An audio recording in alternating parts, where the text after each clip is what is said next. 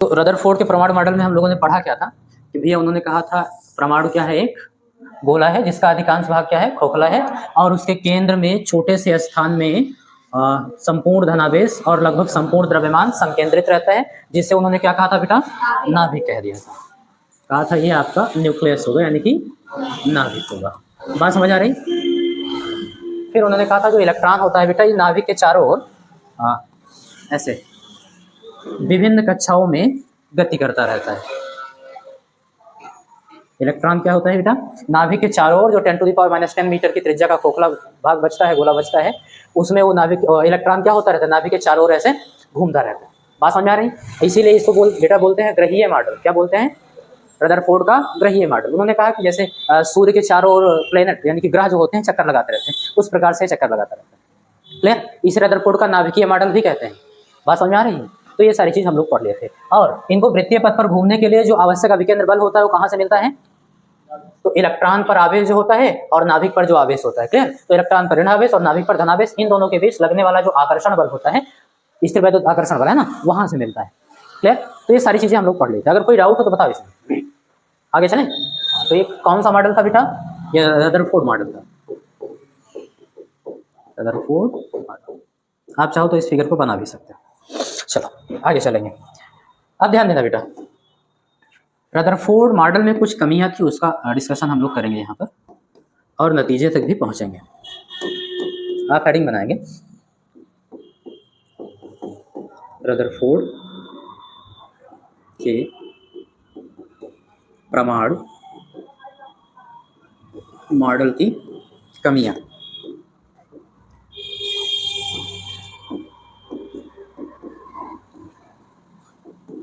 चलो ये आप हेडिंग बनाएंगे रदरफोर्ड के परमाणु मॉडल की। इसको ठीक ठाक ढंग से देखना है ना, और ये आपके एग्जाम में पूछ भी लिया जाता है कि कमियां क्या थी। आप लोग पहले पढ़े भी होंगे, 9th में भी पढ़े होंगे, 11th में भी पढ़े होंगे। क्लियर? तो समझ लो आप रिवीजन कर रहे हो, लेकिन बढ़िया से करना है, एक एक चीज देखते हुए, रटना नहीं है। क्लियर? फिर लिखना स्टार्ट कर दी, समझ लो। जब कहूँ तब लिख लिया करो, जब समझो तो समझ लिया करो। ठीक है? चलो, तो इसमें दो मुख्य रूप से कमियां थी, उसको देख लेते हैं हम लोग। पहली,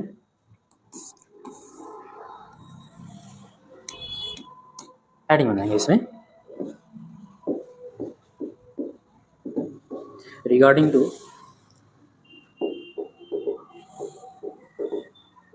स्टेबिलिटी ऑफ एटम। बहुत ध्यान से समझना बेटा। मीन्स परमाणु,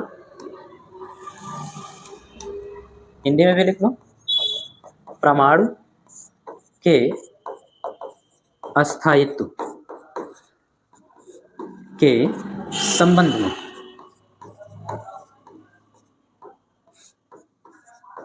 चलो पहली कमी तो हम लोग देखने वाले हैं इसमें बेटा। ये कहाँ चला गया?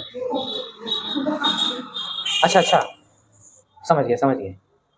ऐसा नहीं करना था भाई हमको। ये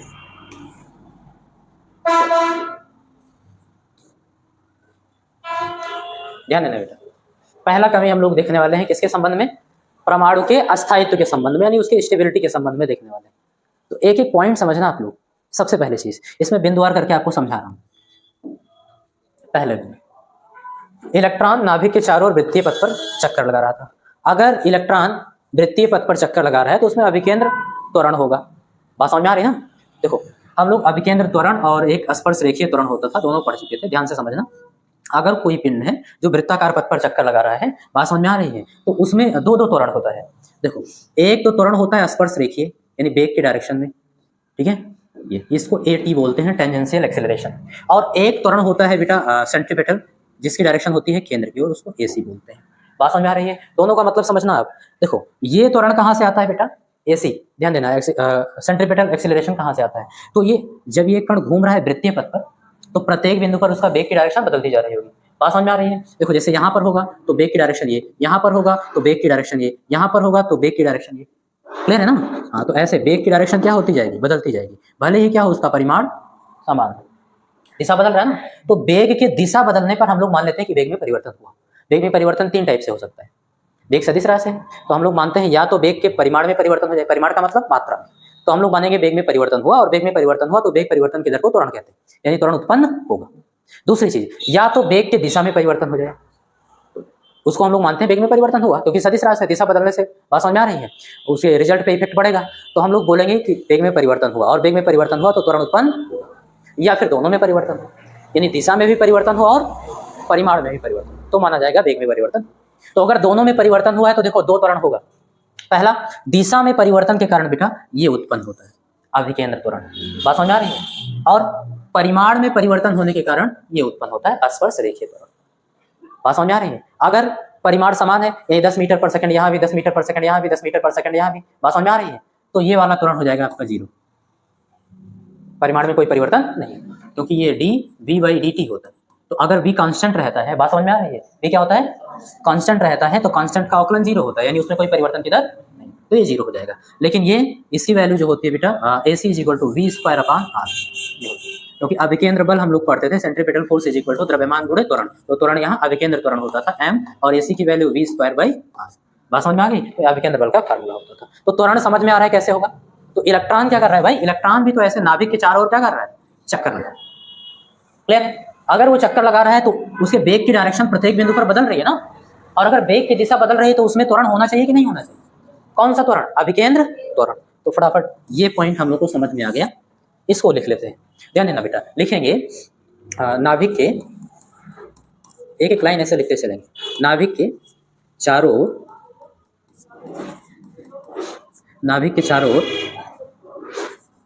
वृत्तीय पथ पर, या ऐसे लिखना, नाभिक के चारों ओर विभिन्न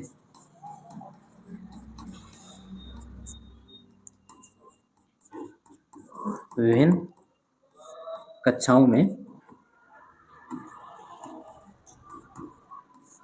वृत्तीय पथ पर चक्कर लगाते हुए इलेक्ट्रॉन, कौन चक्कर लगा रहा था, इलेक्ट्रॉन में अभिकेंद्र त्वरण होगा, बात समझ आ रही, कौन सा होगा बेटा,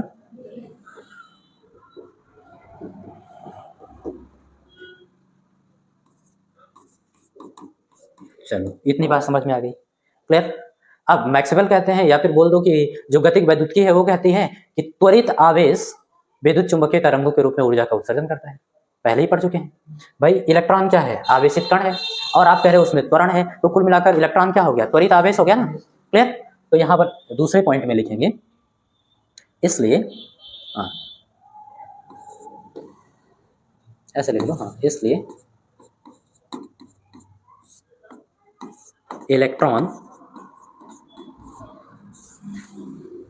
अच्छा कौन सा इलेक्ट्रॉन, वृत्तीय पथ पर चक्कर लगाता है इलेक्ट्रॉन, इसलिए पूरा लिख लो ताकि दिक्कत ना हो, इसलिए वृत्तीय पथ पर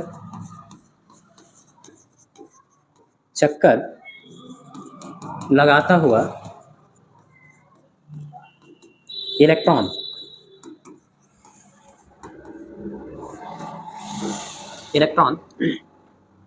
विद्युत चुंबकीय तरंगों के रूप में, यानी EM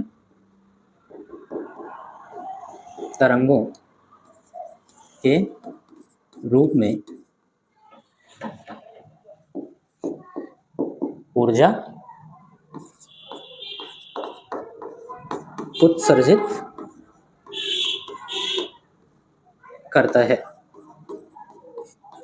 चलो भाई, कहाँ से अगर कोई पूछे तो आप बता देना।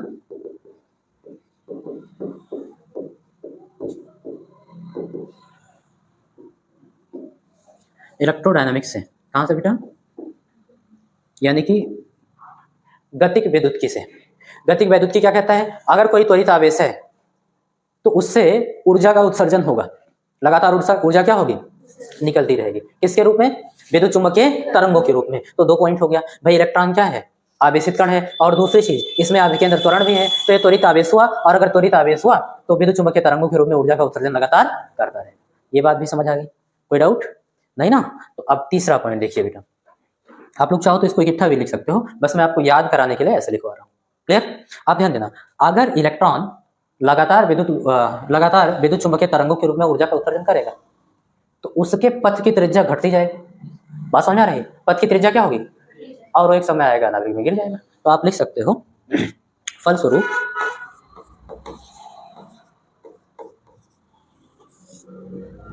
इलेक्ट्रॉन, या पूरा लिख लो, एक दो लाइन आएगा, है ना, वही चीज जो अभी बोला हूँ वही लिख दो, है ना। तो लिखेंगे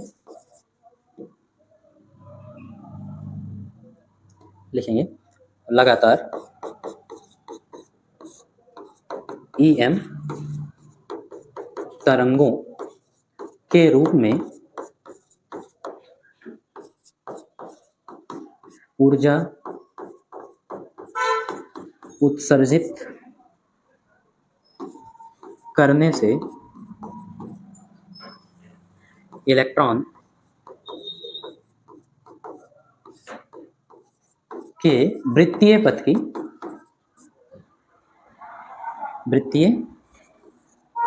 की त्रिज्या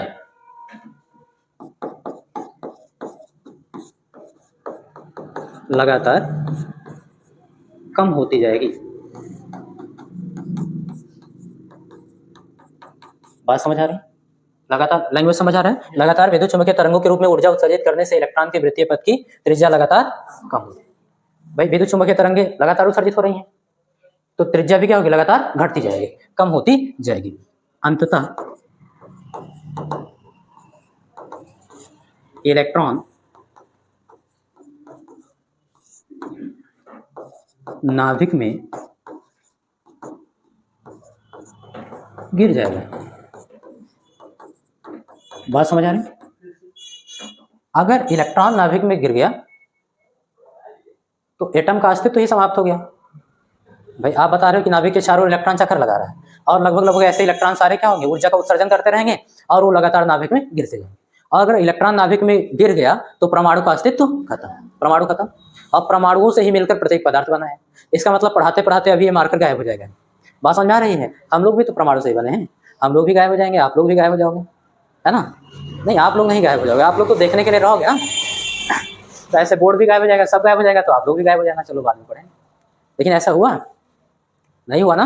आप लोग 11 से पढ़ रहे हो, ना मार्कर गायब हुआ ना बोर्ड गायब हुआ, यानी परमाणु से बनी हुई कोई भी चीज खत्म नहीं हुई, यानी कि परमाणु अस्थायी होता है। बात समझ में आ रही है? तो ये कमी थी परमाणु मॉडल के रदरफोर्ड, तो उन्होंने अस्थायित्व का व्याख्या नहीं कर पाए। ठीक है, तो हम लोग लिखेंगे नाभिक में गिर जाएगा, और लास्ट में लिख सकते हो अर्थात परमाणु अस्थायी नहीं रहेगा। बात समझ आ रही है? और जबकि हम लोग देखते हैं कि परमाणु क्या होता है बेटा? अस्थायी होता है। तो ये कमी थी। इसमें बताओ कहीं किसी को कोई दिक्कत हो तो? एक एक चीज समझ आ रही है? आप चाहो तो एक फिगर भी बना सकते हो फटाफट, यहाँ छोटा सा है, जिसको देखकर आपको ज्यादा समझ आएगा। ध्यान देना बेटा, यहाँ पर हम लोग सपोज करेंगे कि ये नाभिक है। क्या है बेटा? ये नाभिक है, क्लियर? और कोई इलेक्ट्रॉन है जो यहाँ से ऐसे चला था, तो ये ऐसे चलेगा और लगातार इसकी त्रिज्या क्या होगी? घटती जाएगी, और सर्पिलाकार कुंडलिनी का आकार बनाता हुआ ऐसे नाभिक में गिर जाएगा। डायरेक्शन बना दे रहा हूँ, ऐसे ऐसे आएगा भाई।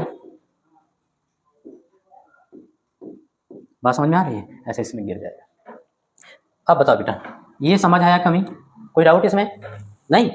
तो इस प्रकार से परमाणु अस्थायी नहीं रहेगा, इनमें कमी रह गई थी। दूसरा देखना बेटा,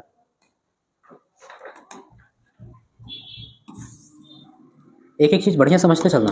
अभी एक बार दोबारा एक्सप्लेनेशन दे देंगे अगर कहोगे तो, दिक्कत हुई तो, नहीं तो आप पढ़ना समझ आएगा।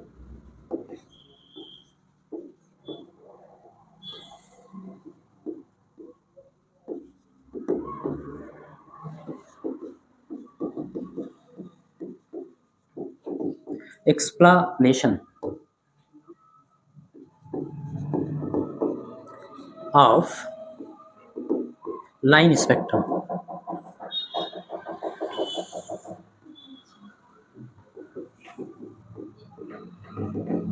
ठीक है बेटा, regarding to explanation of line spectrum, यानी कि रेखीय स्पेक्ट्रम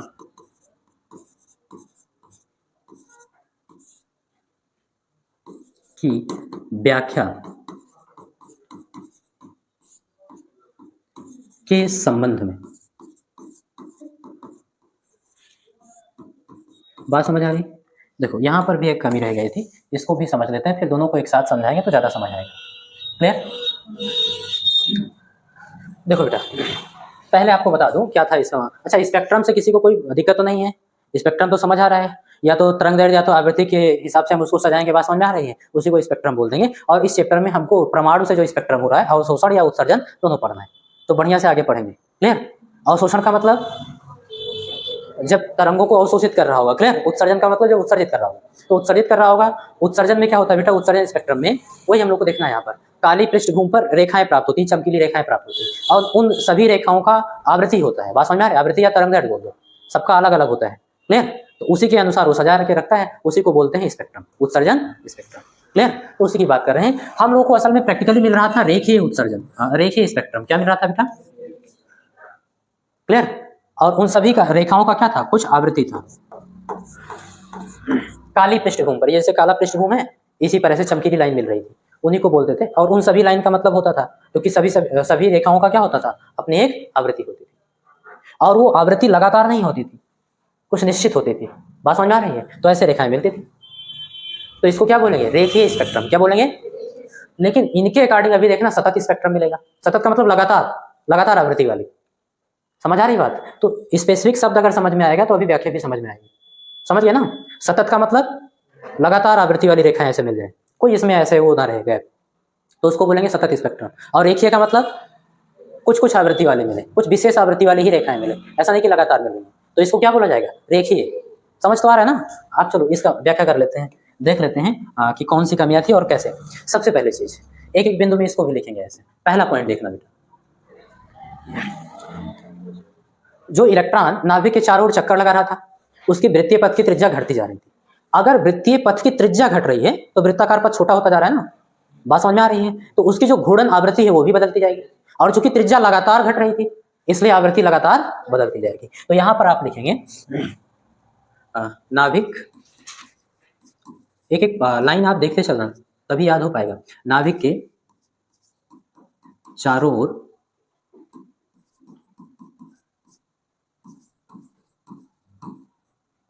कितने का होगा? चारों ओर चक्कर लगाते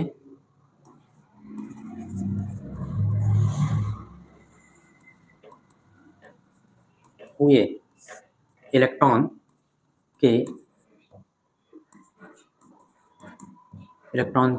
वृत्तीय पथ की त्रिज्या लगातार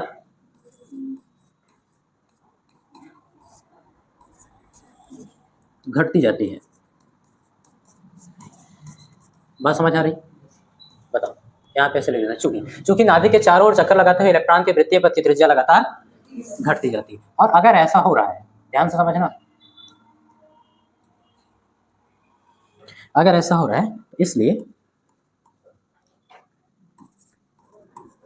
इनकी का मतलब इलेक्ट्रॉन क्या है ना, इनकी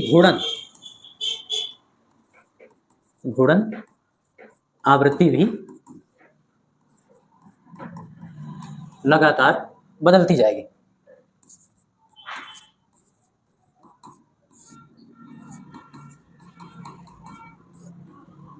तो ये बात समझ आ रही? लगातार क्या होगा बेटा? बदलती। अगर आवृत्ति बदल रही है तो मैक्सवेल क्या कहते हैं? मैक्सवेल कहते हैं कि जो उत्सर्जित यहाँ से जो विद्युत चुम्बकीय तरंगों के रूप में उत्सर्जित होगा ऊर्जा, तो उन तरंगों की आवृत्ति वही होगी जो इलेक्ट्रॉन की घूर्णन आवृत्ति है, जो इलेक्ट्रॉन की क्या है। तो यहाँ पर एक पॉइंट और लिखो, मैक्सवेल के अकॉर्डिंग, है ना,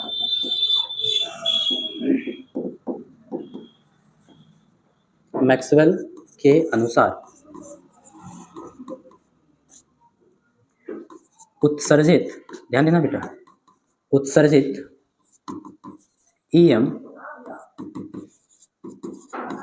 विकिरण, उत्सर्जित ईएम विकिरण की आवृत्ति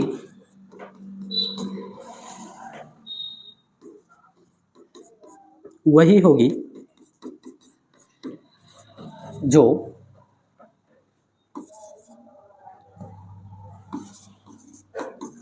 जो इलेक्ट्रॉन की घूर्णन आवृत्ति है। क्या बेटा? इलेक्ट्रॉन की घूर्णन आवृत्ति। रिलेट करिएगा एक एक सेंटेंस को बढ़िया से। देखिए, सबसे पहली चीज, नाभिक के चारों ओर चक्कर लगाते हुए इलेक्ट्रॉन की वृत्तीय पथ की त्रिज्या लगातार घट रही है, यही लगातार बदल रही है। और अगर त्रिज्या लगातार बदल रही है तो वृत्तीय पथ छोटा होता जा रहा है ना, तो उसकी आवृत्ति भी क्या होगी? लगातार बदलेगी। अब मैक्सवेल कह रहे हैं विद्युत चुंबकीय तरंगें तो उत्सर्जित होगी, पहले में ही देख ले। तो अगर विद्युत चुंबकीय तरंगें जिससे उत्सर्जित हो रही हैं तो उसकी आवृत्ति क्या होगी? तो उसकी आवृत्ति के बारे में बता रहे हैं कि उसकी आवृत्ति वही होगी जो चक्कर लगाते हुए इलेक्ट्रॉन की कोणीय वो घूर्णन आवृत्ति। बात समझ में आ रही है? बात समझ में आ रही है? तो घूर्णन आवृत्ति तो लगातार बदल रही है, घूर्णन आवृत्ति लगातार बदल रही है। इसका मतलब ईएम तरंगों की आवृत्ति भी क्या होगी? लगातार बदलेगी। और लगातार बदलने का मतलब क्या हुआ? उत्सर्जित जो स्पेक्ट्रम है वो सतत मिलना चाहिए। क्या मिलना चाहिए भाई? सभी तरंगों, सभी आवृत्ति की हमको वो मिलनी चाहिए ना रेखाएं। तो यहां पर देखो लास्ट में लिखेंगे, फलस्वरूप, यानी रिजल्ट क्या होना चाहिए बेटा? फलस्वरूप परमाणु से सभी संभव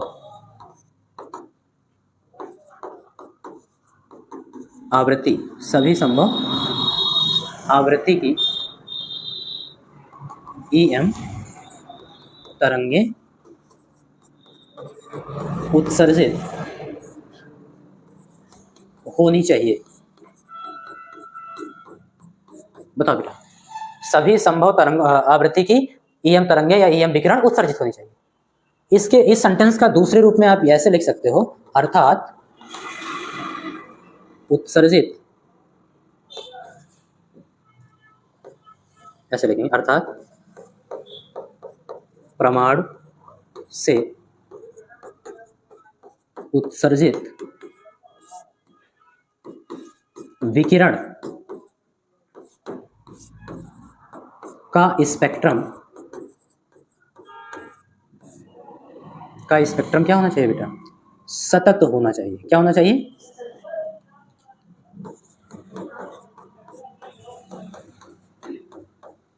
सतत होना चाहिए, क्योंकि सभी संभव आवृत्ति की तरंगें निकलनी चाहिए इनके अकॉर्डिंग, क्योंकि लगातार त्रिज्या बदल रहा है, लगातार आवृत्ति बदल रही है इलेक्ट्रॉन की। और चूंकि मैक्सवेल कह रहे हैं कि उत्सर्जित ईएम जो तरंगें हैं उनकी आवृत्ति वही होगी जो उसका इलेक्ट्रॉन का घूर्णन आवृत्ति है। तो घूर्णन आवृत्ति तो लगातार बदल रहा है, इसका मतलब उत्सर्जित विकिरण की जो आवृत्ति होगी लगातार बदलनी चाहिए। लगातार बदलने का मतलब क्या हुआ? स्पेक्ट्रम सतत होना चाहिए। और यहां लिखेंगे बट,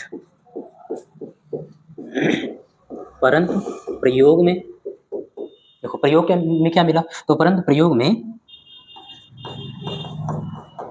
परमाणु से उत्सर्जित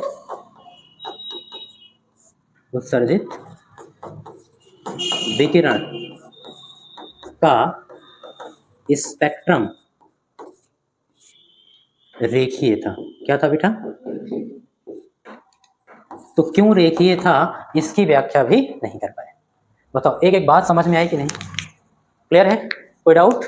इससे पहले भी आप लोगों ने पढ़ा होगा, लेकिन सारी चीज क्लियर हो रही है कि नहीं हो रही है? अब देखो दोनों एक साथ समझा दे रहा हूँ। रदरफोर्ड के परमाणु मॉडल की मुख्य रूप से दो कमियां थी। पहली कौन सी थी? परमाणु के अस्थायित्व के संबंध में, कि परमाणु अस्थायी नहीं रहता है इनके अकॉर्डिंग। कैसे? इन्होंने कहा था कि नाभिक के चारों ओर विभिन्न कक्षाओं में वृत्तीय चक्कर लगाते हुए इलेक्ट्रॉन में अभिकेंद्र त्वरण होते हैं। ठीक है। अब इलेक्ट्रोडायनेमिक्स क्या कहता है, यानी गतिक विद्युत की क्या कहता है? गतिक विद्युत की कहता है कि अगर कोई भी त्वरित आवेश है तो उससे विद्युत चुंबकीय तरंगों के रूप में ऊर्जा उत्सर्जित होगी। क्लियर है? तो इलेक्ट्रॉन क्या है? आवेशित कण है, और चूंकि नाभिक के चारों ओर चक्कर लगा रहा है वृत्ताकार पथ पर, इसलिए उसमें अभिकेंद्र त्वरण होगा, तो इसलिए वो त्वरित आवेश हुआ, तो उससे विद्युत चुंबकीय तरंगें लगातार निकलनी चाहिए। और अगर ऊर्जा ही तो है विद्युत चुंबकीय तरंगें, तो ऊर्जा विद्युत चुंबकीय तरंगों के रूप में लगातार निकल रही है तो उसकी घटती जाएगी, ऊर्जा ह्रास होता जाएगा। ऊर्जा ह्रास के कारण वो वृत्ताकार पथ पर चक्कर न लगा करके, या ऐसे बोल दो कि वृत्ताकार पथ की त्रिज्याएं क्या होंगी? उसकी घटती जाएंगी, यानी उसका पथ कैसा हो जाएगा? कुंडलिनी। बात समझ में आ रही है? ऐसे ऐसे होकर के जाकर नाभिक में गिर जाएगा। तो इस प्रकार तो परमाणु अस्थायी ही नहीं रहेगा। क्लियर? और जबकि हम देखते हैं कि अस्थायी रहता है।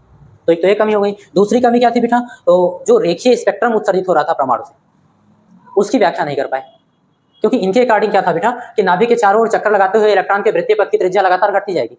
अगर त्रिज्या घट रही है तो इलेक्ट्रॉन की घूर्णन आवृत्ति भी घटती मतलब बदलती जाएगी। अब लगातार अगर बदलती जा रही है आवृत्ति, ध्यान समझना, तो मैक्सवेल कह रहे हैं कि उससे जो विद्युत चुंबकीय तरंगें लगातार उत्सर्जित हो रहा था उसकी आवृत्ति वही होगी जो इलेक्ट्रॉन की घूर्णन आवृत्ति है।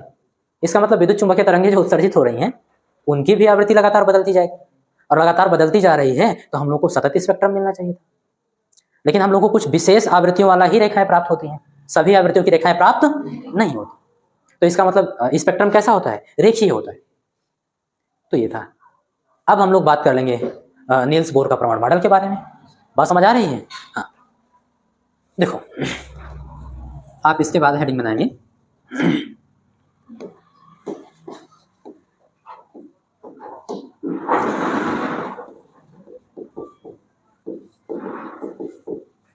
एटॉमिक मॉडल, यानी कि बोर का।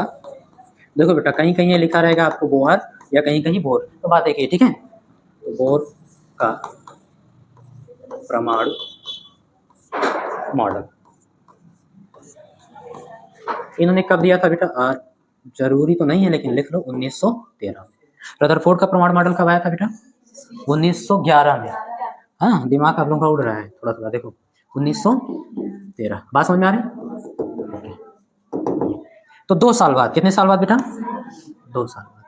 याद ये रखना, जब रदरफोर्ड का परमाणु मॉडल आया था तो 1911 में, तो नील्स बोर ने उस समय डॉक्टरेट की उपाधि प्राप्त की थी। किसकी बेटा?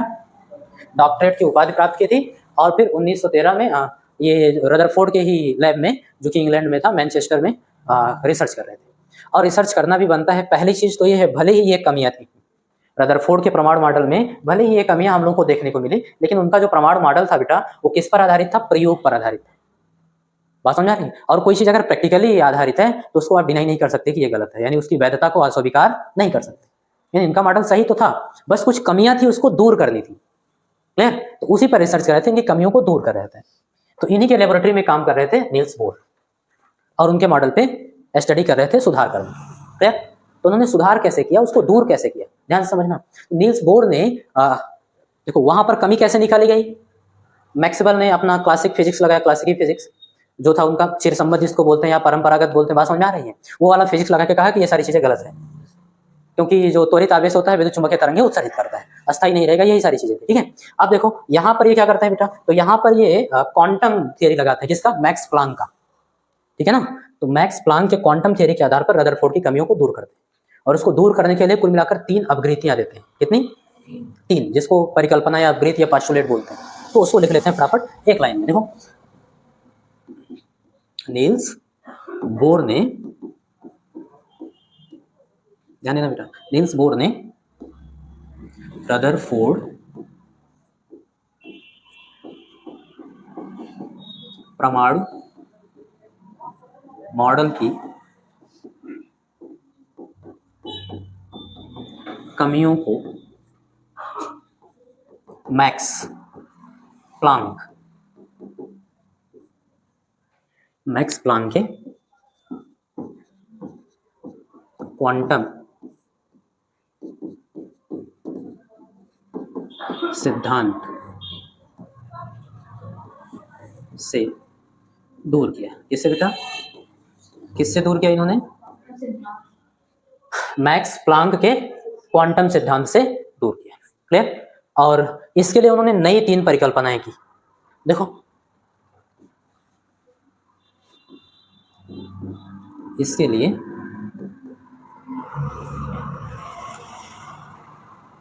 बोर ने 3 गृहीतियां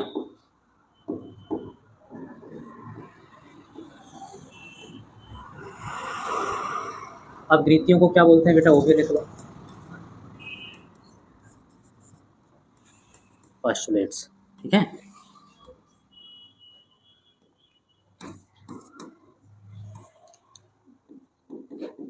देखो एक एक करके देखेंगे बेटा। इन्हीं 3 पोस्टुलेट को क्या करते हैं बेटा, इकट्ठा करके लिखते हैं, उसी को क्या बोलते हैं? नील्स बोर का परमाणु मॉडल। क्लियर है? देखो इन्होंने क्या कहा था, इसमें सारी चीज समझना एक एक करके। तो हम लोग पहले लिखेंगे फर्स्ट पोस्टुलेट, यानी कि प्रथम अपग्रहित। इसको एक एक बच्चे को रटा होना चाहिए बढ़िया से, जैसे आप लोग पढ़े थे वहाँ पर हाइगेंस के द्वितीयक तरंगिकाओं का सिद्धांत 3 था ना, तीनों रट लिए थे बढ़िया से की पॉइंट, ऐसे इसका भी की पॉइंट याद रखना तो याद रहेगा कि पहले में क्या बताया, दूसरे में क्या बताया, तीसरे में क्या बताया, ठीक है। और एक एक करके बढ़िया से तो लिखेंगे प्रथम अपग्रहित, प्रथम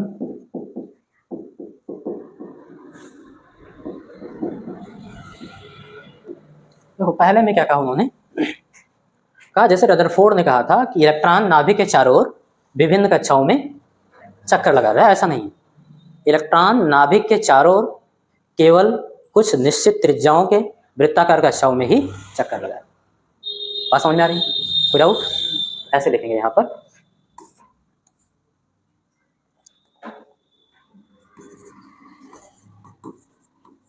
इलेक्ट्रॉन नाभिक के चारों ओर, नाभिक के चारों ओर केवल कुछ निश्चित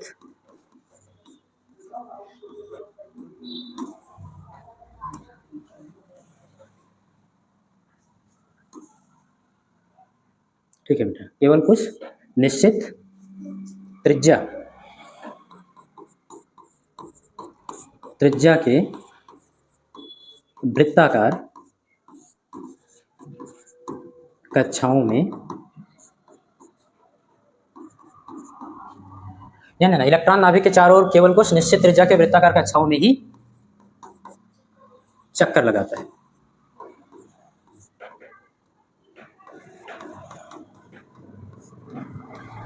बताओ बेटा, ये बात समझ आ रही? उन्होंने कहा विभिन्न कक्षाओं में, ऐसा नहीं जहां मन करे वहां चक्कर लगाएगा, कुछ निश्चित कक्षाएं होगी, कुछ निश्चित त्रिज्या की, उन्हीं में केवल चक्कर लगाएगा। अभी ये भी बताएंगे कौन सी निश्चित त्रिज्या होगी, उसकी वैल्यू भी बताएंगे। क्लियर? परेशान मत होना, अभी इंट्रोडक्शन दे रहे हैं। क्लियर? तो इन कक्षाओं को ध्यान देना, इन, और ये कोई मामूली कक्षाएं नहीं, इनको विशिष्ट लिखो। इन विशिष्ट कक्षाओं को अस्थाई कक्षाएं, क्या कहा बेटा? अस्थाई कक्षाएं, इंग्लिश में भी लिख लो स्टेबल या स्टेशनरी, स्टेशनरी ऑर्बिट्स कहते हैं। क्या कहेंगे बेटा? अस्थाई कक्षाएं कहते हैं। ये बात समझ में आ रही? अब देखो अस्थाई कक्षाओं के बारे में भी कुछ बताया, वो भी लिख लेते हैं फटाफट।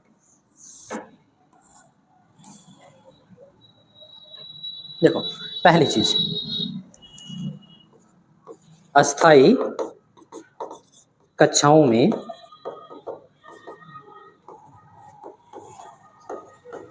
घूमता हुआ इलेक्ट्रॉन, घूमता हुआ इलेक्ट्रॉन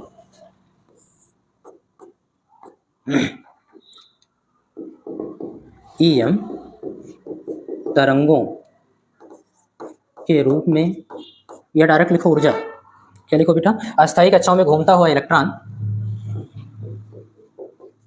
ऊर्जा उत्सर्जित नहीं करता, उत्सर्जित नहीं करता। एक एक चीज बता रहा हूं बेटा। बोर ने क्या कहा? इन अस्थाई कक्षाओं में घूमता हुआ जो इलेक्ट्रॉन है वो विद्युत चुम्बकीय तरंगों के रूप में ऊर्जा उत्सर्जित नहीं करेगा। मैक्सवेल ने क्या कहा था? त्वरित है तो करेगा। बात समझ में आ रही है? और आगे देखो क्या बता रहे हैं, नहीं करता। यद्यपि मीन्स जबकि इसमें अभिकेंद्र त्वरण होता है। लो भाई थियरी बदल रहे हैं, अभिकेंद्र त्वरण होता है। ये इस बात से भी डिनाई नहीं कर रहे हैं कि त्वरण नहीं होता, कह रहे हैं अभिकेंद्र त्वरण तो होता है, ठीक है, लेकिन फिर भी ये ऊर्जा उत्सर्जित नहीं करता। इसका क्या मतलब हुआ? जो गतिक विज्ञान था बेकार था? हाँ, यहाँ पर बेकार है, यहाँ पर उसकी थियरी ही नहीं काम करता। तो फिर कौन सी थियरी काम करता है? कोई तो थियरी काम करती होगी ना, जिसको हम लोग समझ पाए। तो मैक्स प्लांक का क्वांटम थियरी, बात समझ में आ रही है? क्वांटम थियरी से इसको समझ सकते हो। देखो इलेक्ट्रॉन जो है नाभिक के चारों ओर घूम रहा था, तो क्लासिकल फिजिक्स में क्या माना गया कि कण है। क्या माना गया? एक पार्टिकल है, जैसे ग्रह के, जैसे सूर्य के चारों तरफ ग्रह घूमता है, वैसे इलेक्ट्रॉन भी घूम रहा है। बात समझ में आ रही है? लेकिन क्वांटम फिजिक्स में ऐसा नहीं है।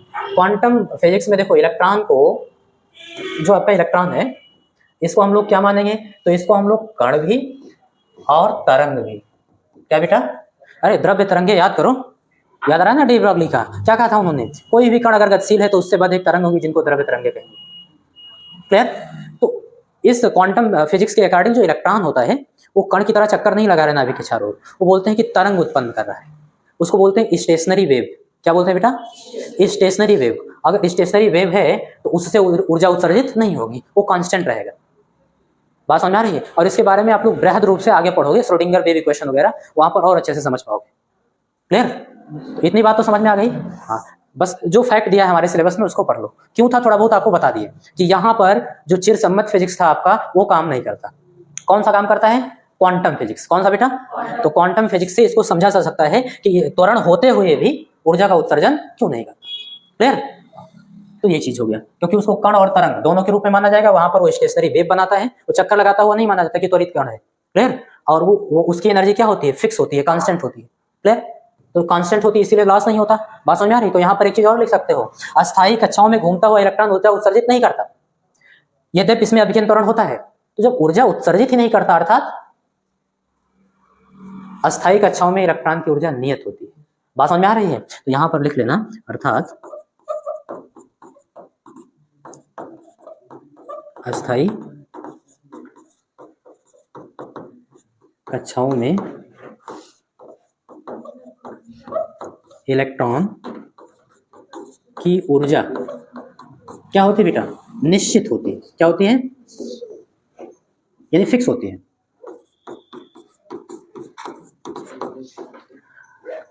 इतना बताओ बेटा, ये चीज समझ आया कि नहीं? क्लियर है एकदम? यही था फर्स्ट पोस्टुलेट नील्स बोर का। क्या बताया इसके बारे में? अस्थायी कक्षाओं के बारे में। किसके बारे में बेटा? अस्थायी कक्षाओं के बारे में बताया। क्या बताया? कहा इलेक्ट्रॉन जो नाभिक के चारों ओर घूमता था विभिन्न कक्षाओं में, ऐसा नहीं है, सभी कक्षाओं में घूम ही नहीं सकता, कुछ निश्चित त्रिज्या के वृत्ताकार कक्षाओं में घूमता है। और उन विशेष कक्षाओं को हम लोग क्या बोलेंगे बेटा? अस्थायी कक्षाएं बोलेंगे। और अस्थायी कक्षाओं में चक्कर लगाता हुआ इलेक्ट्रॉन ऊर्जा का उत्सर्जन नहीं करेगा, जबकि उसमें त्वरण होगा लेकिन ऊर्जा का उत्सर्जन नहीं करेगा। अगर ऊर्जा का उत्सर्जन नहीं कर रहा है तो उसकी ऊर्जा क्या है? निश्चित। यानी आप एक लाइन में बोल सकते हो कि अस्थायी का जो इलेक्ट्रॉन होता है नाभिक के चारों निश्चित कक्षाओं में निश्चित ऊर्जा के साथ चक्कर लगाता है, यानी कक्षा भी निश्चित हो गई और ऊर्जा भी फिक्स हो गई। बात समझ में आ रही है? कोई डाउट? पूरा समझ में आ गया? ये याद भी हो जाना चाहिए तुरंत। ठीक है, कल मैं पूछूंगा सारे बच्चों से। तो पहला हो गया। सेकंड पोस्टुलेट देखना बेटा, बस 3 ही है, देखो इसमें ज्यादा लिखना भी नहीं है, ध्यान देना। क्या कहा? द्वितीय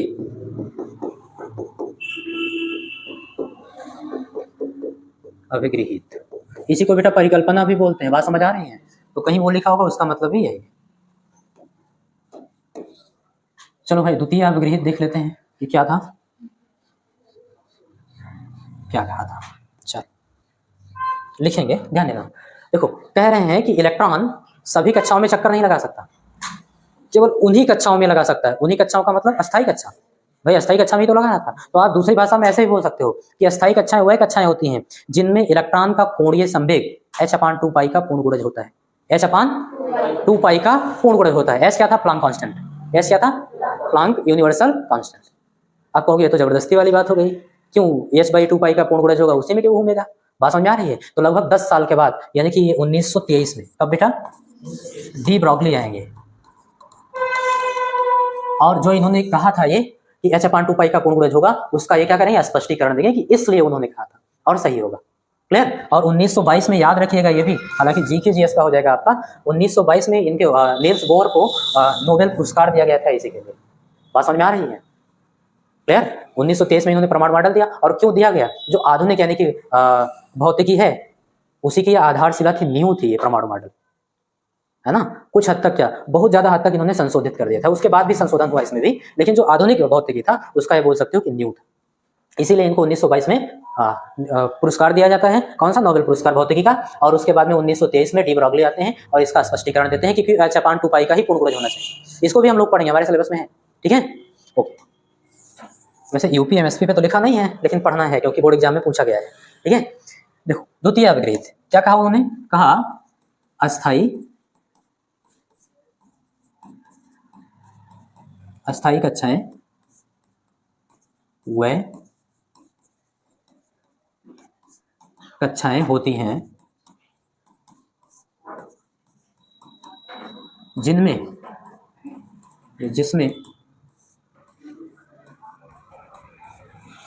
घूमते हुए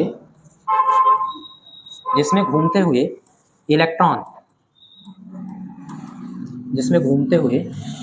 का कोणीय संवेग, ऐसा तो नहीं कोई बच्चा नहीं जानता हो, बोलो।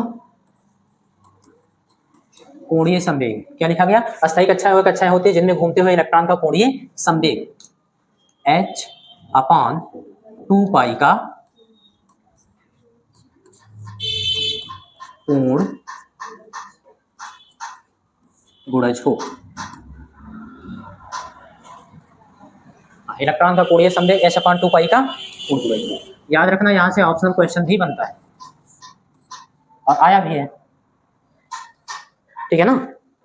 तो अभी 1 ही 2 साल में आया है, बस याद नहीं पिछले साल आया कि उसके पहले वाले में आया है, ठीक है। तो आया है ऑप्शनल क्वेश्चन। चलो ध्यान समझना, कोणीय संवेग तो सबको पता है। कोणीय संवेग अगर कोई बोले तो आप क्या बताओगे? r और रेखीय संवेग का सदिश गुणनफल। बात समझ में आ रही है? r क्या होती थी? जिस अक्ष के चारों ओर घूर्णन हो रहा है वहां से उसकी दूरी। बात समझ में आ रही है? हाँ, तो स्थिति सदिश होता था वेक्टर r। तो वेक्टर r और p क्या है? रेखीय संवेग। इन दोनों का क्या होता था? सदिश गुणनफल। तो अगर सदिश गुणनफल है r क्रॉस p तो rp साइन थीटा, यही तो हो जाएगा। थीटा क्या होगा? इन दोनों के बीच का कोण। और p की डायरेक्शन क्या होती है? आप सभी जानते हो, रेखीय संवेग बराबर होता है द्रव्यमान गुणे वेग। तो जो b की डायरेक्शन होगी वही क्या होगी? p की डायरेक्शन होगी। तो वेग की जो दिशा होगी, यानी जिस डायरेक्शन में घूम रहा था इलेक्ट्रॉन, जो वेग की डायरेक्शन होगी वही रेखीय संवेग की डायरेक्शन होगी। तो उस डायरेक्शन से और जिसके चारों ओर, यानी नाभिक से इलेक्ट्रॉन तक की दूरी घूम रहा था ना, तो उन दोनों के बीच, देखो ऐसे समझा दे रहा हूँ। ये देखो, ये नाभिक है, यहाँ मान लो इलेक्ट्रॉन है, इलेक्ट्रॉन सपोज करना ऐसे इधर की ओर टहल रहा था, तो रेखीय एक स्पर्श रेखा खींच देना, वो वेग की डायरेक्शन हो जाएगी। और वेग की डायरेक्शन ही क्या होती है? संवेग की डायरेक्शन। और यहाँ से यहाँ तक की जो डायरेक्शन होगी वो किसकी होगी? आर। किसकी होगी बेटा? आर की। तो इन दोनों के बीच का एंगल कितना होगा? बात समझ में आ रही है? तो साइन 90 डिग्री की वैल्यू कितनी होती है? 1 होती है, हटा दो। और पी बराबर क्या होता है? एम बी, तो रख दो एम बी और इंटू आर। तो अगर कोणीय संवेग की बात होगी तो क्या बोलोगे? M B R. क्या बोलोगे? तो इलेक्ट्रॉन का कोणीय संवेग एम बी आर कितना? एम क्या होगा? किसका द्रव्यमान? बिल्कुल सही, जो घूम रहा है ना इलेक्ट्रॉन का। बी क्या होगा? किसका? आर क्या होगा? वृत्तीय पथ की त्रिज्या। वृत्तीय पथ की, तो सारी चीज पता है ना। और ये किसके बराबर होना चाहिए? कोणीय संवेग किसके बराबर होना चाहिए? h/2 का पूर्ण गुणज, यानी किसी पूर्णांक से गुणा हो, 1 से गुणा हो, 2 से गुणा हो, 3 से गुणा हो, 4 से गुणा हो। बात समझ आ रही है? तो आप इसको इस हिसाब से लिख सकते हो ऐसे, कि इसको अगर गणितीय रूप में लिखना चाहो तो आप ऐसे लिख सकते हो। अर्थात इनके कहने का मतलब है कि जो कोणीय संवेग m/r होगा वो h/2 का पूर्ण गुणज हो। तो आप मान लेना n क्या है? कोई पूर्णांक संख्या है। n क्या है? n से गुणा करा दो तो n/2 होगा। और इसके बारे में बताना भी होगा कि n क्या है। तो यहां पर लिखना, जहां पहले तो n क्या है? तो n आपका पूर्णांक है, 1 है, 2 है, 3 है। बात समझ में आ रही है? ऐसे। और इसी को बोलते हैं बेटा कक्षकों की क्रम संख्या। क्या बोलते हैं बेटा? कक्षकों की क्रम संख्या।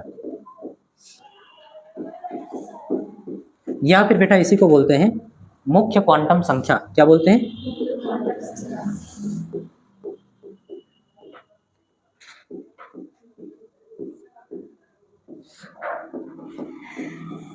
यानी कि प्रिंसिपल क्वांटम नंबर। क्या बोलेंगे बेटा? प्रिंसिपल क्वांटम नंबर, ऐसे लिख लेना। या फिर इसको बोलेंगे ये क्रम संख्या का मतलब, जब n का मान 1 रखोगे, इसका मतलब जो कोणीय संवेग आएगा वो पहले कक्षक में घूमने वाला होगा। कौन सा इलेक्ट्रॉन? जो इलेक्ट्रॉन पहले कक्षक में घूम रहा है। बात समझ में आ रही? उसका कोणीय संवेग निकल कर आएगा। और यहीं से तो त्रिज्या हम बता सकते हैं। यहीं से क्या बता सकते हैं? त्रिज्या। m और b को उधर भेज देंगे तो पहले कक्षक की हमको त्रिज्या मिल जाएगी, यानी कि अस्थायी कक्षा मिल गया।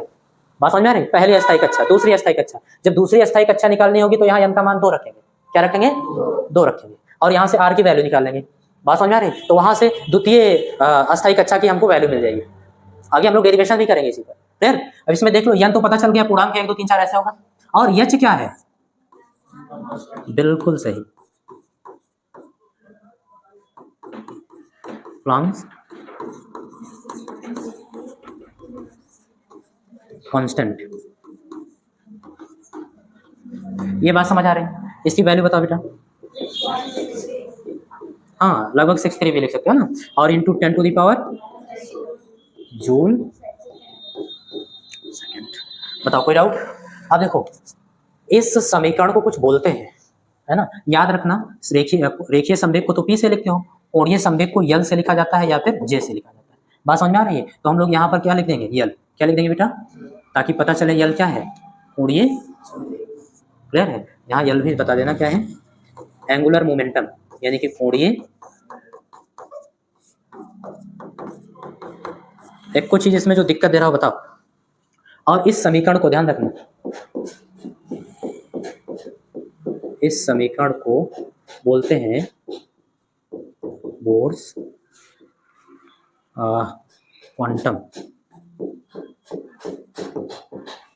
क्वांटम इक्वेशन या फिर कंडीशन।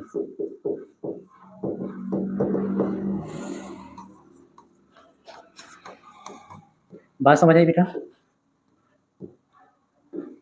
इस इक्वेशन को क्या बोलेंगे, बोर्स क्वांटम कंडीशन, यानी कि बोर के क्वांटम शर्त या क्वांटम प्रतिबंध, बोर का क्वांटम प्रतिबंध या फिर क्वांटम शर्त बोलेंगे। बात समझ में आ रही, कोई डाउट? तो सेकंड पास्टुलेट खत्म हो गया, थर्ड समझ ले, बस खत्म। क्लियर। देखो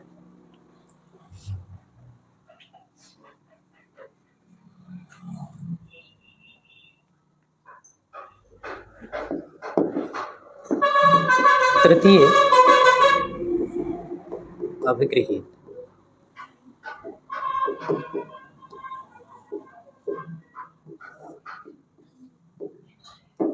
देखो बेटा इसको बढ़िया से समझना, अभी एक एक चीज व्याख्या भी करवाते रहे। क्लियर। एक तो व्याख्या हो गई ना, कौन सी, परमाणु के अस्थायित्व वाला, उनकी कमी को उन्होंने दूर कर दिया। देखो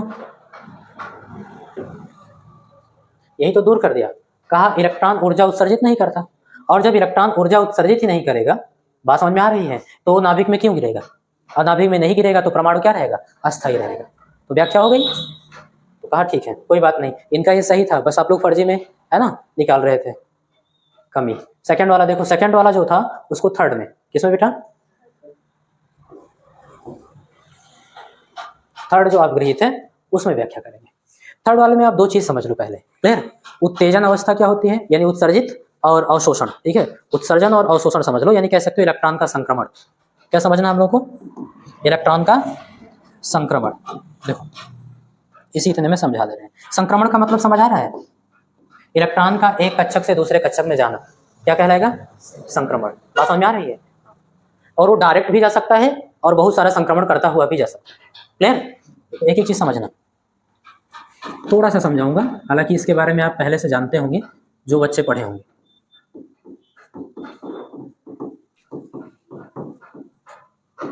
देखो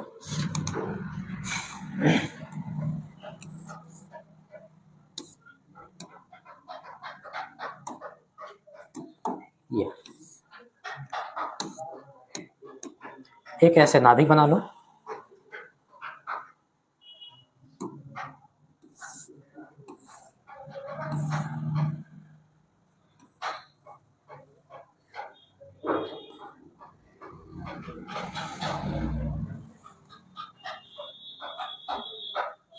ठीक है।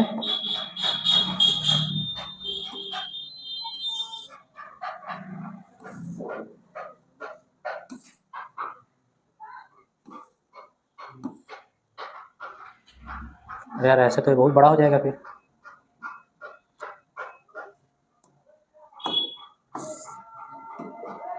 इसको थोड़ा छोटा कर लेते हैं।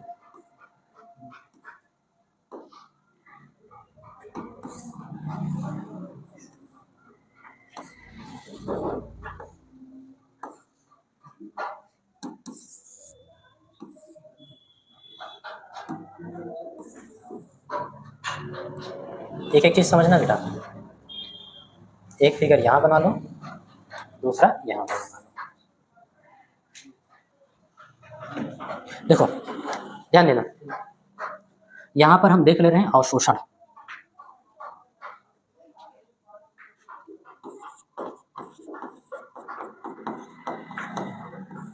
और यहाँ पर देख रहे हैं बेटा उत्सर्जन।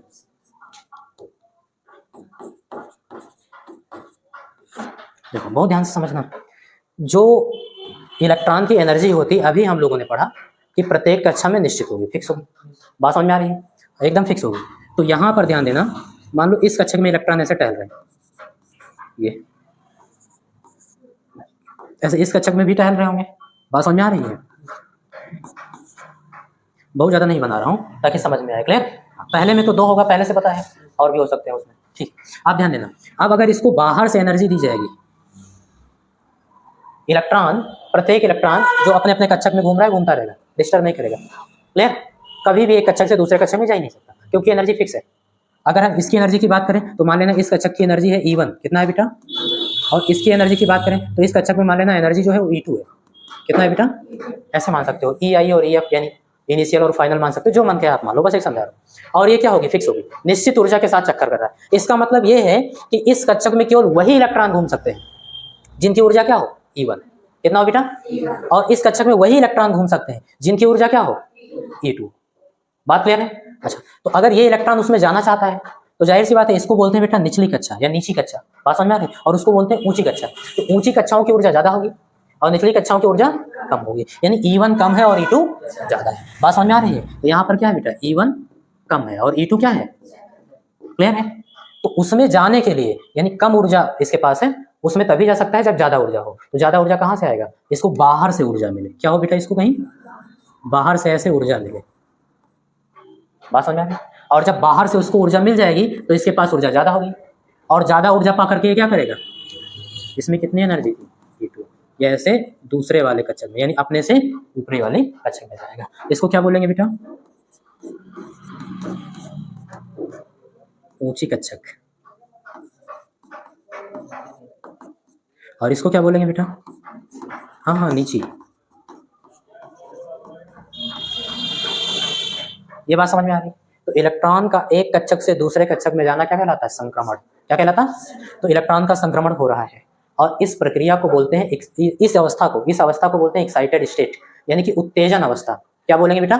उसके पास एनर्जी ज्यादा है, वो अपने से ऊंची वाले कक्षक में जा रहा है। तो यहाँ पर कौन सी स्थिति है? ये इलेक्ट्रॉन उसमें जा रहा है, इसका मतलब क्या बोलेंगे बेटा? उत्तेजन अवस्था। तो इलेक्ट्रॉन किस में है बेटा? एक्साइटेड स्टेट, उत्तेजन अवस्था में। बताओ ये बात समझ है कि नहीं? एकदम क्लियर है? ओके, अभी एक एक चीज समझ आएगा, ध्यान दो। अब जब ये यहाँ पहुंचता है तो इसको पता चलता है ये कक्षक तो हमारा है ही नहीं, वो केवल वहां पर 10⁻⁸ सेकंड रह करके फिर अपने निचली कक्षा में आ जाता है। निचली कक्षा मतलब जिस कक्षा में वो था, यानी उसको बोलते हैं मूल अवस्था, मूल कक्षा में वापस लौट रहा है, ग्राउंड स्टेट बोलते हैं। बात समझ में आ रही है? तो ध्यान देना, इलेक्ट्रॉन जो होगा फिर यहाँ से फिर वो यहाँ पर ऐसे आने लगेगा। बात समझ में आ रही है? और इलेक्ट्रॉन को यहाँ बना लो, आ रहा है इस कक्षक में। क्लियर? और जब इस कक्षक में कब आ सकता है? भाई इसके पास तो एनर्जी ज्यादा है, वहां गया था तो इसके पास एनर्जी ज्यादा हो गई। एग्जांपल के लिए समझना, E2 बराबर कितना है बेटा? मान लो एग्जांपल, हालांकि मान लो 15 इलेक्ट्रॉन वोल्ट, कितना है बेटा? और E1 की वैल्यू मान लेते हैं 10 इलेक्ट्रॉन वोल्ट, कितना है बेटा? 10 इलेक्ट्रॉन वोल्ट। एक चीज बताओ, 10 इलेक्ट्रॉन वोल्ट वाला इलेक्ट्रॉन इसमें टहल रहा है और 15 वाले में जाना चाहता है, तो कितनी एनर्जी उसको चाहिए? 5 इलेक्ट्रॉन वोल्ट ऊर्जा जब उसको मिलेगी तभी वो उसमें जा सकता है। क्लियर है? और जब उसमें चला गया तो उसके पास एनर्जी कितनी है? उसके पास एनर्जी कितनी है? 15 इलेक्ट्रॉन वोल्ट। तो 15 इलेक्ट्रॉन वोल्ट वाला इलेक्ट्रॉन 10 इलेक्ट्रॉन वोल्ट वाले एनर्जी वाले कक्षक में कैसे आ सकता है? पॉसिबल नहीं, अलाउ नहीं। आएगा कब? 5 इलेक्ट्रॉन वोल्ट ऊर्जा उसको त्यागना पड़ेगा। बात समझ आ रही है? त्यागने का मतलब ये उत्सर्जित करेगा। यहाँ पर इलेक्ट्रॉन ये क्या करेगा बेटा? ऊर्जा को उत्सर्जित। और उत्सर्जित ऊर्जा किसमें? विद्युत चुम्बकीय तरंगों के रूप में। उसके एक क्वांटम को क्या बोलते हैं? फोटॉन। प्रत्येक फोटॉन की ऊर्जा कितनी होती है? hν, है ना? तो ये क्या है बेटा? ऊर्जा। ऊर्जा का यहाँ क्या हो रहा है? उत्सर्जन हो रहा है। क्लियर? हाँ, तो hν होगा। अब एक चीज बताओ, hν ऊर्जा ने जितनी ऊर्जा उत्सर्जित किया, कितनी ऊर्जा उत्सर्जित किया? यहां से देख के बताओ कितनी उत्सर्जन? 5 का मतलब E2 minus E1, E2 minus E1। समझ आ रही बात? इसका मतलब दो कक्षकों, जिन कक्षकों के बीच इलेक्ट्रॉन का संक्रमण हो रहा है उनके अंतर के बराबर ऊर्जा उसको मिले। बात समझ में आ रही है? तब वो उसमें जाएगा, या फिर उसके अंतर के बराबर ऊर्जा वो उत्सर्जित करे, तब फिर ऊंची कक्षा से नीची कक्षा में आएगा। कोई डाउट किसी को? एकदम क्लियर हो रहा है ना भाई? कोई डाउट ही नहीं। प्रत्येक कक्षकों की ऊर्जा क्या होगी? निश्चित होगी। इसीलिए इसको ऊर्जा स्तर भी बोलते हैं। बात समझ में आ रही है? तो ऊंचे ऊर्जा स्तर से नीचे ऊर्जा स्तर में आ रहा है। बात समझ में आ रही है? वही चीज ऊंची कक्षक से। क्लियर? तो सारी चीज यहाँ पर लिखा हुआ है, ऐसे वहां भी लिख दे रहे हैं। इसकी एनर्जी कितनी थी यहाँ पर बेटा? E2। इस कक्षक की एनर्जी कितनी थी? और यहाँ पर E1 थी।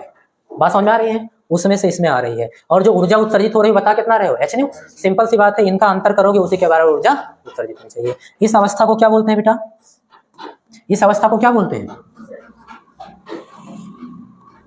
ग्राउंड स्टेट, यानी कि मूल अवस्था। क्या बोलते हैं बेटा,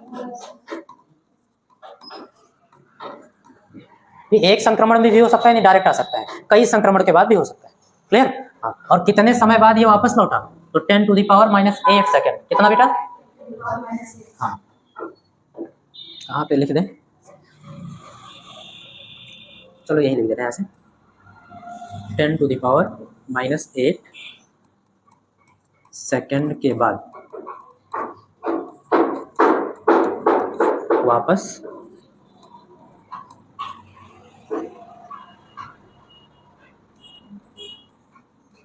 बात समझ में आ रही है। देखो डायरेक्ट लिख दे रहा हूँ, ऊंची कक्षा से नीची कक्षा में आने, है ना, वापस आने में कितना टाइम लगेगा, 10⁻⁸ 10⁻⁸ सेकंड रहकर फिर वापस आ जाता है। क्लियर। तो शॉर्ट में कुछ लैंग्वेज बता दो, लेकिन फटाफट, इतना ही जगह है।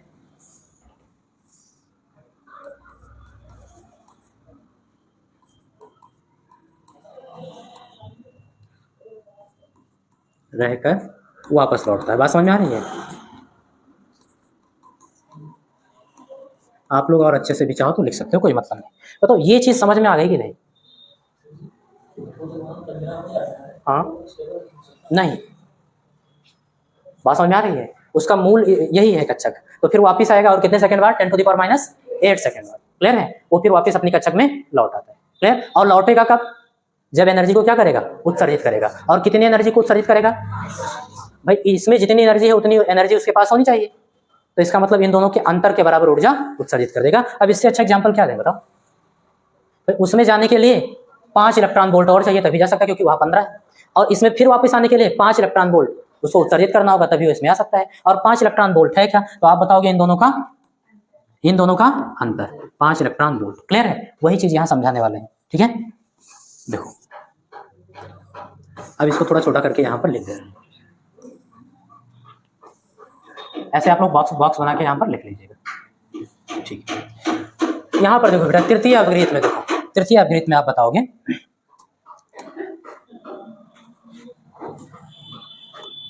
लिखेंगे ऊर्जा का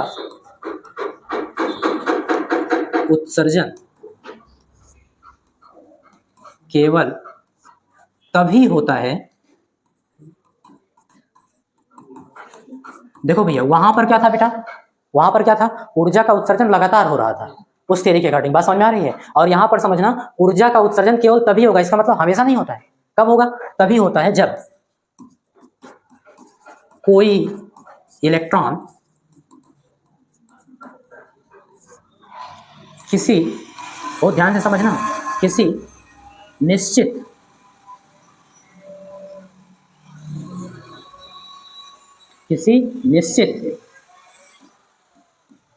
ऊंची कक्षक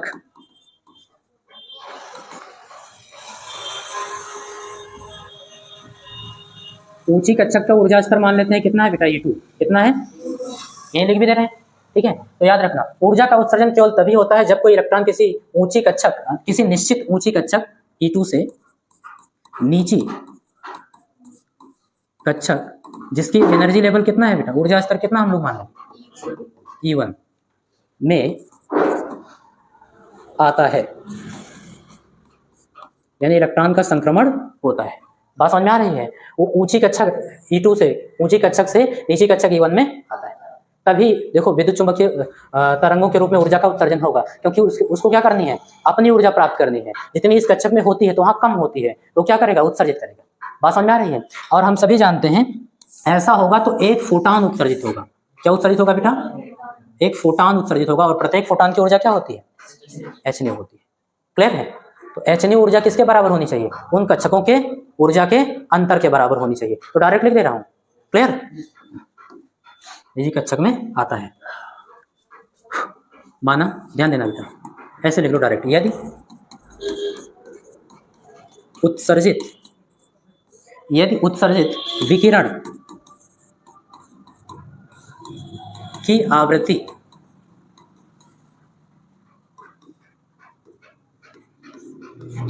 न्यू है। कितना है बेटा? क्यों? आवृत्ति क्यों ढूंढ रहे हैं हम लोग? ध्यान देना। एच न्यू क्या है? प्रत्येक फोटॉन की ऊर्जा। एच क्या है? Planck constant. न्यू क्या है? उत्सर्जित विकिरण की आवृत्ति है ना, तो पता होनी चाहिए, तभी हम बता पाएंगे कितनी ऊर्जा उत्सर्जित हुई। तो हम लोगों ने मान लिया यदि उत्सर्जित विकिरण की आवृत्ति न्यू है, तब फोटॉन की ऊर्जा जो उत्सर्जित हुआ, बात समझ में आ रही है? फोटॉन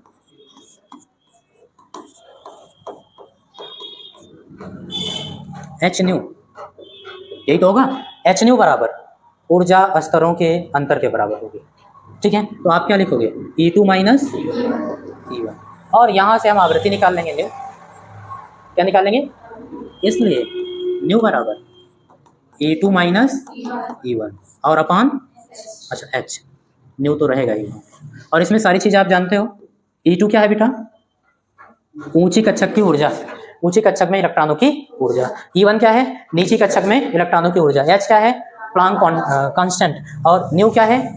उत्सर्जित विकिरण की आवृत्ति। आप देखो, जब ऊर्जा लगातार उत्सर्जित ही नहीं होता था, बात समझ में, कभी कभी उत्सर्जित होता था, क्लियर, और उसकी आवृत्ति के लिए व्यंजक भी हम लोगों ने प्राप्त कर लिया। यहां से हम उसकी आवृत्ति भी बता पाएंगे। तो इतने इतने आवृत्ति की ही तो आपको वहां रेखाएं मिलेगी। बात समझ में आ रही? ऐसे ही तो न्यू1, न्यू2 और न्यू3 ऐसे ही तो मिलेंगे। तो हमेशा थोड़ा ना मिलेंगे, क्योंकि हमेशा उत्सर्जित ही नहीं हो रहा है। उत्सर्जित तभी होगा जब इलेक्ट्रॉन का संक्रमण होगा, और किसी कारणवश इसको बाहर से ऊर्जा दी जाएगी तब ऊंची कक्षक में जाएगा। बात समझ आ रही? नहीं तो अपनी कक्षक में टहलता रहेगा, घूमता रहेगा।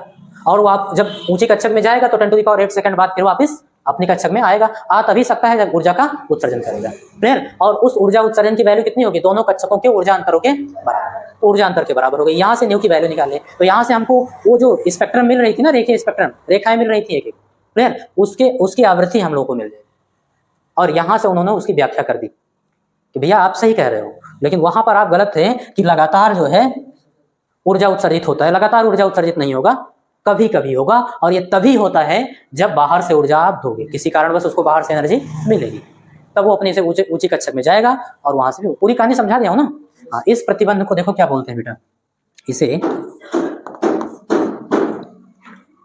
क्या नाम था इनका भैया? बोर्स फ्रीक्वेंसी कंडीशन कहते हैं। यानी बोर का आवृत्ति प्रतिबंध। क्या बेटा? ये आवृत्ति प्रतिबंध या आवृत्ति शर्त है, ठीक है। और पूरा अच्छे से समझ में आ गया, तीनों ये याद होना चाहिए। अगर कोई डाउट है तो पूछ लो, नहीं तो क्लास खत्म।